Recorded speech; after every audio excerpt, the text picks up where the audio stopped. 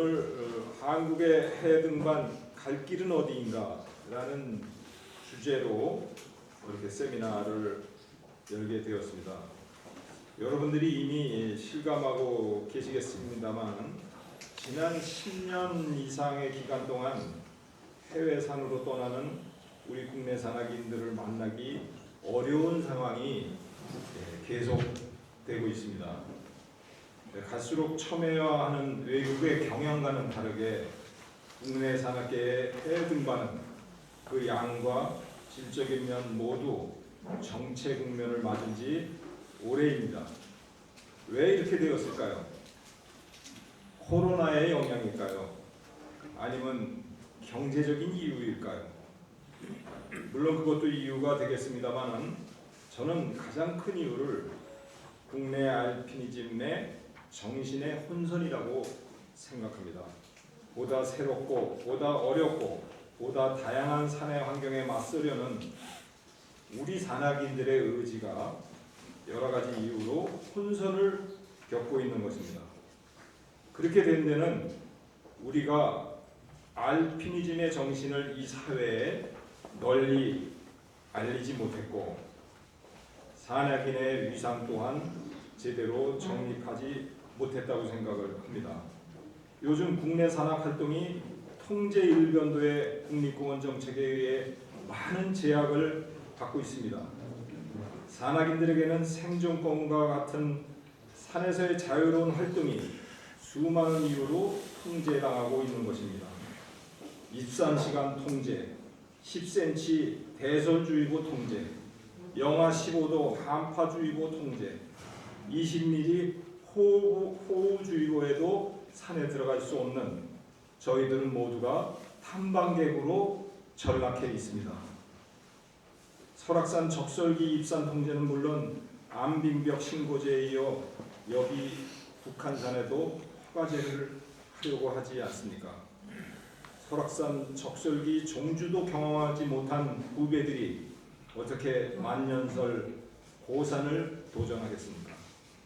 앞으로 우리 산악계가 나아가야 될 바를 고민하는 시간을 갖고자 합니다. 먼저 이부 주제 발표에서 우영웅 한국등산학교 본부장님께서 21세기 국내외 알피니즘의 동향이라는 발표를 해주시겠습니다. 이런 주제로 주제 발표를 한다는 것 자체가 시대의 변화를 반영한다고 생각합니다. 우리 국내 전문 등반의 역사를 돌아보면 1969년에 월간산 잡지의 전신인 등산지가 창간이 되었고요. 그리고 그래서 그런 잡지를 중심으로 국내외 전문 등반의 동향이 공유가 되는 그런 담론장이 확실하게 형성이 되어 있었습니다. 그러다가 1983년 월간산이 조선일보사로 인수되면서 등산지의 대중화를 추구를 하게 됐고, 물론 그 이후에도 그 잡지를 통해서 전문 등반에 대한 동향이 공유가 되고 있긴 했습니다만, 그러다 1990년 사랑가산지가 창간이 되었고 2000년 이마운틴지도 창간이 되었습니다. 그래서 대단히 산악계의 국내외 화제를 서로 공유하는 그런 소통의 장이 마련이 되었습니다만, 그런 잡지들이 2010년대 이후로 폐간이 되었습니다.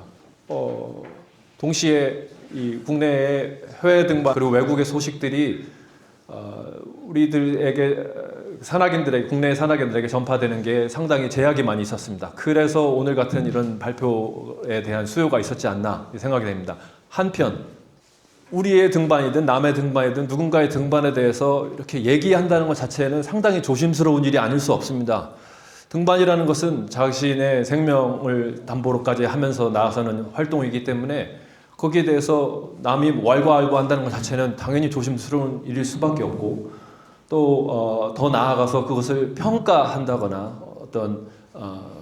어떤 종류의 분야의 등반이다라고 규정을 한다는 것 자체는 상당히 조심스러운 일일 텐데, 그렇기 때문에 일단 기본적으로 먼저 말씀드릴 것은, 제가 이 발표를 하면서 어떤 개개의 등반에 대해서 폄하를 한다거나 그 참가한 등반가의 어떤 진정성 그리고 몰입의 정도 그리고 느꼈던 감정, 쏟아부은 노력 이거에 대해서 전혀 추호도 의심하지 않는다는 것을 말씀드립니다. 하지만 그것만이 아니라 그것이 그 갔다 온 등반이 본인의 만족이기를 넘어서 주변 사람들에게 영향을 끼치고 사람들은 그것에 대해서 찬사를 보내기도 하고 또 혹시 정부나 지자체 혹은 기업체의 후원을 받았으면 그것으로 인해서 그것이 대중적인 이미지로 비치게 됩니다. 그렇기 때문에 우리 한국의 산악계에서는 어떤 주요한 등반에 대해서 다 살펴보고 앞으로 나가야 될 지점이 무엇인지를 또 판단하고 서로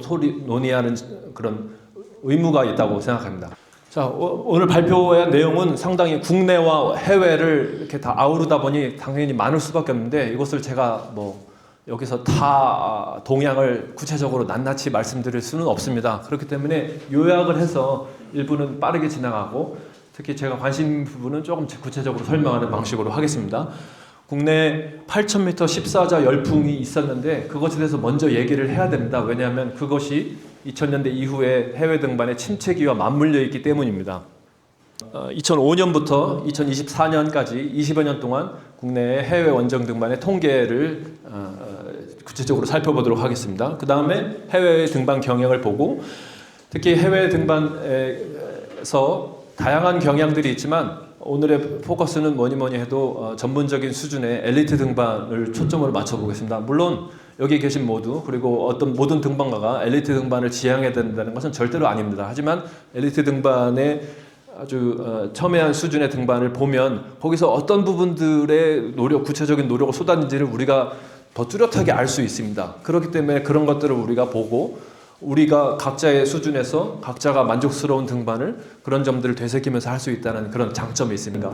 8,000m 14자 열풍이 95년부터 2011년까지 있었습니다. 2011년은 제가 왜 2011년이라고 잡았냐면 물론 국내에 8,000m 14자를 완등했다고 주장한 공표한 분이 총 8분이 계십니다만 그 중에 마지막으로 2021년에 김홍빈 산악인이 2021년에 마쳤기 때문에 2021년까지를 얘기를 할 수 있습니다만 2011년은 박영석 대장이 안나푸르나에서 사망한 해이고 그리고 김영일 팀도 그때 안나푸르나에서 사망을 했습니다. 그것은 상당히 상징적으로 우리 국내 한국의 해외 등반의 열기를 그 이전에도 물론 감퇴되고 있었지만 아주 크게 꺾는 그런 계기여서 이렇게 잡았습니다. 방향성이 엇나갔다 이렇게 저는 판단합니다. 언제부터 어떻게 1980년대 중반부터 1995년까지 우리 한국의 해외 원정대는 억눌린 8,000m로의 열정을 분출하는 시기였다 이렇게 보겠습니다. 1995년이 까닭은 한국의 14자 완등이 1995년 브로드피크를 세 번째 도전 만에 끝냈기 때문에 그때까지는 우리의 각종 담론장에서 이미 해외에서 많은 등반가들이 소수 경량 알파인 등반을 8,000m에서도 행해왔던 시기이기 때문에 이제는 이런 등반을 그만하자 하는 얘기가 이미 있었습니다. 80년대부터 있었습니다. 하지만 그래도 우리가 못 가본 8,000m의 정상들을 다 가보자 하는 그런 어떤 무언의 약속이 95년도까지 있었습니다. 그래서 앞다투어서 개개 산악회 단위로 8,000m의 한국 초등을 노렸습니다. 그러다가 95년도에 엄원길이 14자 완등을 하겠다라는 목표를 언론에 공표를 합니다.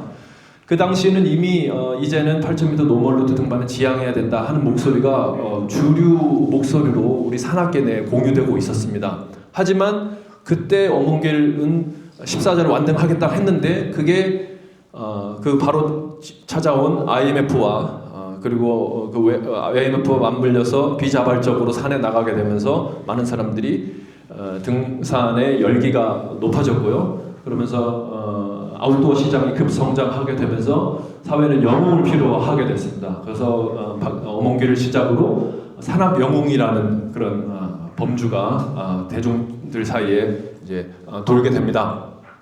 그리고 아웃도어 기업체들은 후원을 하려는 그런 후원 대상자를 찾고 있었고요. 산악인들은 거기에 적합한 대상자였습니다. 산악 영웅의 프레임은 77년 에베레스트 한국인 초등자 고상돈으로부터 그리고 허영호 로부터 그런 산악 영웅의 프레임이 이미 그 매체 속에 있었고 거기서 이제 14자 완등자들이 산악 영웅의 프레임을 받았습니다. 이 산악 영웅이라는 개념 자체의 가진 문제점은 뭐냐? 히말라야 등반이나 고산 등반을 해보면 거기에는 단순히 등반가만이 관여되는 그 정상에 올라가는 사람만이 관여되는 것이 아니라 정상에 올라가기 위해 많은 대원들의 협조 그리고 피고용인들 그리고 원정대를 도와준 수많은 사람들의 조력자의 노력들이 은폐되게 됩니다. 또한 등반계의 내적인 규범 체계가 있습니다. 이 규범 체계가 대중적으로는 복잡해서 잘 받아들여지지 않기 때문에 그것을 아주 쉬운 용어로 언론은 대중들한테 교육을 하게 됩니다. 정상 많이 올라간 사람이 그 등반의 최고봉이다라는 식으로요. 그렇기 때문에 산악 영웅이 잘못된 교육 체계를 가지고 있었습니다. 그리고 국가주의라는 개념 체계도 있었습니다. 산악계가 나서서 국위선양했다라고 14자 완등자를 칭송했습니다. 그것은 고산 등반의 그 내적인 규범 체계, 어떤 최소한의 준비로, 최소한의 자원으로 최대의 효과를 노린다 하는 어떤 그 등반의 스타일의 문제를 그거에 대한 몰이해가 우리 산악계 내에도 있었기 때문에 정상을 많이 올라갔으니 그것이 바로 우리 산악계의 명성을 전 세계에 떨친 것이다라는 그런 논리로 산악계 지도층에서도 많은 얘기를 했습니다. 그런데 14자 완등주의는 인기가 감소하게 됩니다. 박영석, 엄원길, 한학용 세 분이 14자를 완등을 하면서 그 이후로 14자 완등했다고 공표한 사람들한테는 그 산악 영웅의 프레임은 이미 사라지고 그냥 비범한 산악인 정도로 대중매체에 홍보가 되게 됩니다. 그래서 대중매체에 뚜렷한 인기 하락세가 있었고 동시에 기업 후원도 줄어드는데 문제는 우리 산악계 내에서 기업 후원이나 대중의 열광, 지원 없이 스스로 전문적인 수준의 알피니즘을 준비해서 나가고자 하는 어떤 그런 준비 체계, 기획 체계 그런 컨셉 자체가 마련이 안 되어 있었던 겁니다. 그래서 14자 완등의 열기가 떨어지자 동반해서 해외 등반이 침체되었다 이렇게 판단할 수 있겠습니다. 5,000m에서 7,000m급의 상대적으로 수월한 등반, 수월하다고 말씀드리면 좀 오해를 할 수 있을 것 같은데 전혀 체력적으로나 개인의 관점에서는 전혀 아주 어려울 수도 있습니다. 오해를 하지 말아주시면 좋겠습니다. 다만 여기서 네팔의 정부에 의해서 트레킹 피크라고 규정된 봉우리들 그리고 네팔에 있는 아마다블람이나 7,000m대 힘룽 중국에 있는 무지타가타, 파키스탄의 스판틱, 그리고 키르기스탄에 있는 레닌, 한텐그리 같은 봉우리들은 등반 대행사의 정형화된 등반 프로그램이 오래전부터 계속 갖춰져 있습니다. 그래서 이런 등반대에 합류하는 것은 높이 어떤 그 등정 여부, 그러니까 등정 여부를 중시하는 전형적인 등정주의 등반이다 이렇게 말할 수 있는데 폄하하려는 의도는 전혀 아닙니다. 이 원정대들이 2010년대 이전에는 적잖이 있었고요. 2010년대 이전에는 고산거벽이라는 그런 장르, 그러니까 6,000m대 벽에서 인공 등반을 해서 올라가는 그런 장르가 많이 있었는데 그 장르는 2010년대 이후에서는 거의 없다고 보시면 되겠습니다. 헌장 중에는 현대 산악 등반에서 중요한 것은 목표 달성을 위한 어떤 대가도 불사하는 것이 아니라 등반의 스타일이다. 이제는 산소통, 고정로프, 고속부터 과도한 드릴링, 헬리콥터 지원, 소위 기량 향상 약물, 대규모 인원 등 막대한 재정적 기술적 수단을 동원해 정상에 오르는 방식은 더 이상 바람직하지 않다. 상상력과 혁신이 깃든 새로운 루트 개척, 최소한의 자원으로 최대의 성취를 이루는 것, 그리고 축적된 경험에서 발전하는 것이다. 올해는 총 75건의 등반이 롱리스트 후보로 선정되는데 네팔과 알프스, 파키스탄이 단연 많지만 캐나다, 그리스, 노르웨이, 페루 이런 높지 않은 산들이 있는 나라에서도 등반이 후보로 선정이 되었습니다. 최종 선정 등반은 세 팀이었는데요. 첫째 팀은 파키스탄의 그 북서쪽 끄트머리에 있는 아프가니스탄 국경 지방에 있어서 거의 찾는 이가 사실 없는 곳에 있는 야시국 사르 일봉이라는 6,600m대의 봉우리를 초등한 등반입니다. 등반거리 2,000m 등이고요. 심사위원들의 얘기는 등반대원이 모두 3명인데 20대입니다.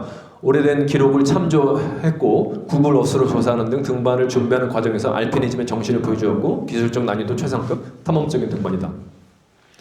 가시보름 3봉 7,900m인데 이 서름을 초등했습니다.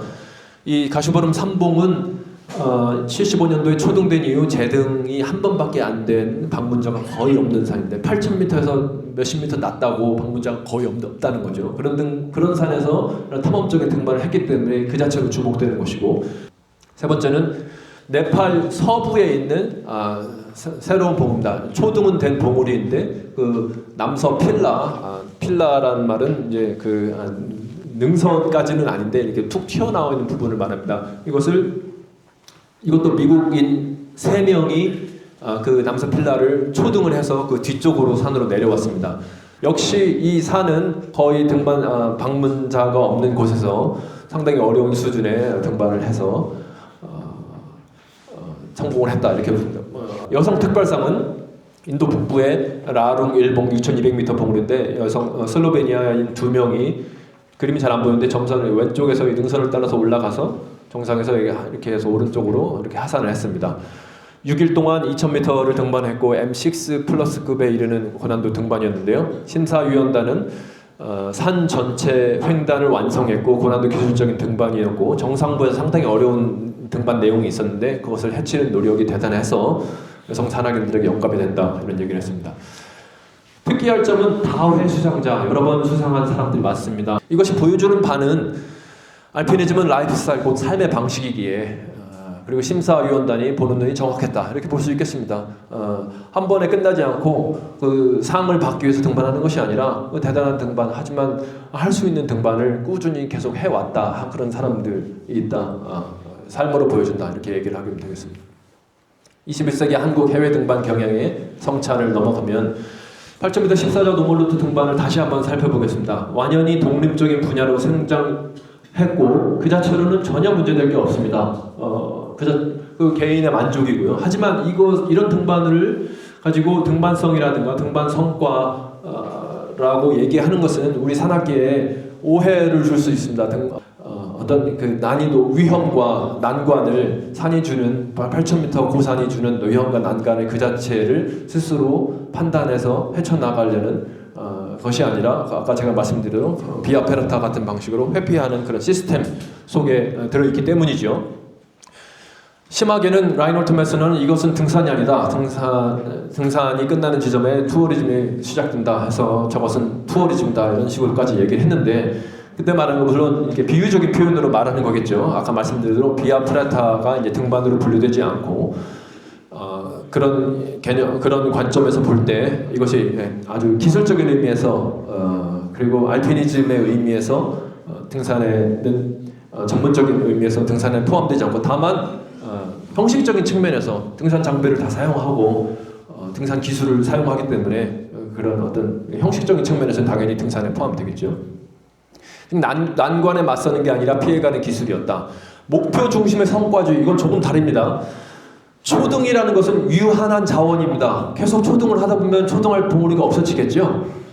따라서 최대한 바람직한 스타일로 초등을 시도해야 된다라는 암묵적인 규범이 산악계에서 계속 존재해 왔습니다. 하지만 거기서 대규모 인원, 셰르파 가이드나 고정로프를 사용하는 것은 반칙이다. 그런 인식이 다 있습니다. 생각해 보시면 되겠습니다. 과연 초등을 왜 하냐? 수상, 인정, 찬사, 보답을 위한 등반이 아니라 과정을 즐기고 등반 자체를 위해 등반하는 것일 뿐이다. 이렇게 생각하면 되겠습니다. 덕유산 정상에서 제가 찍은 사진입니다. 정상에서 정상석 앞에서 인증샷을 찍으려고 길게 늘어선 사람들. 국내 등반 관행을 전문 등반만이 아니라 등산 일반을 보면 휴양형, 체험형 등반이 확산했다. 지난 20여 년간. 체험주의가 확산해서 명산, 정상, 비경, 체험 위주로 등산이 변화했다. 블랙야크 앱으로 백명산 프로젝트가 있죠. 이것이 얼마나 많은 사람들, 초보자들을 산으로 오게 하는 그런 긍정적인 효과가 있었지 않겠습니까? 하지만 동시에 정상에만 과집중되고 정상을 오르는 최단거리에만 사람들이 주목하게 되고 100개의 산에만 집중돼서 수치에만 몰두하게 되는 그런 방식으로 등산을 변화시켰습니다. 그것이 우리 히말라야 등반에도 똑같이 벌어지고 있는 일입니다. 2016년에 한국대학산업연맹에서 인수봉 대정비 사업을 서울시에서 예산을 받아서 사업을 했습니다. 그때 새로운 기존 볼트들을 대거 새로운 볼트로 교체를 하고 낡은 볼트를 교체를 하고 불분명한 등반선을 확실히 하는 그런 좋은 성과가 있었습니다. 하지만 동시에 공청회를 벌여서 거기에 볼트를 추가로 설치하는 것에 대해서 많은 기존 우리 선배 산악인들의 의견을 물었습니다. 여기 계신 몇몇 분들을 포함해서 많은 우려의 목소리를 내주셨습니다. 볼트를 기존 거기에 추가하는 것이 과연 옳은 것인가? 하지만 볼트가 많이 추가되었던 게 사실입니다. 그리고 지금 최근 개척되는 루트들은 다 볼트가 많아요. 크랙이 옆에 있는데도 볼트가 촘촘하고 슬랩 루트라면 살 떨리지 않게 촘촘히 루트를 개척하고 이런 위험 회피 위주의 위험의 통제 등반자가 위험을 통제하는 것이나 위험은 등반에 밖으로 내놓는 그런 위험의 회피식으로 하는 국내 등반 환경이 마련된 이 상황에서 우리 알피니즘의 침체기는 자연스러운 수순이다 이렇게밖에 볼 수 없겠습니다.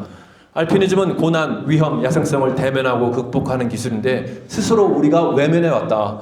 국내 해외원전 등반 침체는 당연한 수순이다. 국내에서도 야생성을 살아있도록 개발되지 않은 등산로, 미개척 루트의 새로운 조합으로 연속 등반 등을 창의적으로 시도할 필요가 있다. 요약을 해보면 인정과 찬사를 목표로 하는 뿌리 깊은 등반 성과주의로 해외 원정은 대규모화되었고 무제한 자원 사용하는 경향이 있었고 이것은 막다른 길로 가는 잘못된 방향이었다. 왜냐하면 그런 식의 등반이 이제는 없잖아요. 21세기 체험주의, 휴양주의의 확산으로 위험을 아예 제거해버린 국내 등반 문화로 인해 해외의 큰 산을 도전할 능력이 더 하락했다. 알피니즘 능력이 감퇴되었다. 알피니즘은 대단히 재미있고 보람되는 것이 그 기본입니다. 재미있으니까 하는 거지요. 그 자체가 목적이 되도록 알피니즘 여건을 다 같이 조성해 나가자. 이것이 제 결론입니다.